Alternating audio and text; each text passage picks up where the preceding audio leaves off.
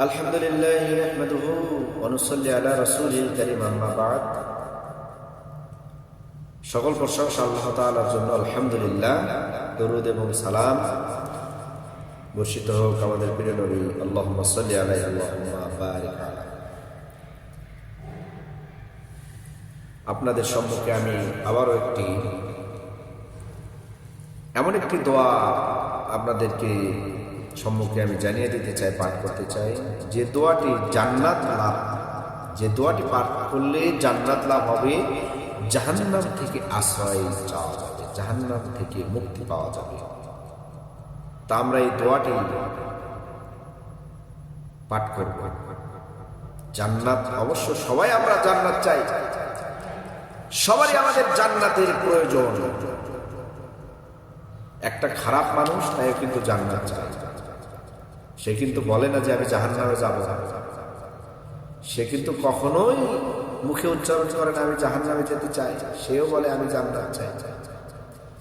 তো আমাদের জান্নাত কেমনে হবে?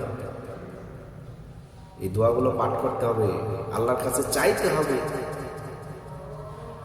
তা আমরা দোয়াটি পাঠ করি। আল্লাহুম্মা ইন্নী আসআলুকাল জান্নাতা ওয়া আউযু বিকা মিনান নার। আবারও পাঠ করি। আল্লাহুম্মা ইন্নী আউযু বিকা, আল্লাহুম্মা ইন্নী আসআলুকাল জান্নাতা ওয়া আউযু বিকা মিনান নার। আল্লাহুম্মা ইন্নী আসআলুকাল জান্নাতা ওয়া আউযু বিকা মিনান নার। আল্লাহুম্মা, হে আল্লাহ, ইন্নী আসআলুকাল জান্নাতা, আমি আপনার কাছে জান্নাত চাই, আপনার কাছে আমি জান্নাত চাই। ইয়া রাব, হে আল্লাহ, তোমার কাছে আমি জান্নাত চাই।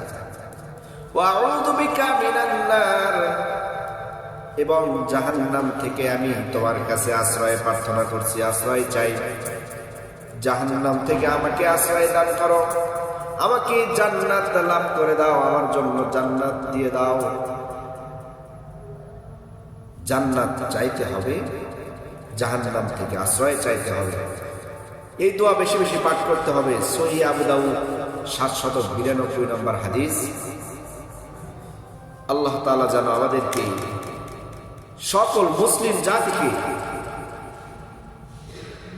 যারা আমার আজকের ভিডিওটি দেখছে, অবশ্যই আমরা যারা দেখতেছি এই দোয়াটি বেশি বেশি পাঠ করব। এর মাধ্যমে যেন আল্লাহর কাছে আমরা জান্নাত লাভ করতে পারি এবং জাহান্নাম থেকে মুক্তি লাভ করতে পারি, জাহান্নাম থেকে আশ্রয় পেতে পারি। আল্লাহ সুবহানাহু ওয়া তাআলা আমাদের মুসলিম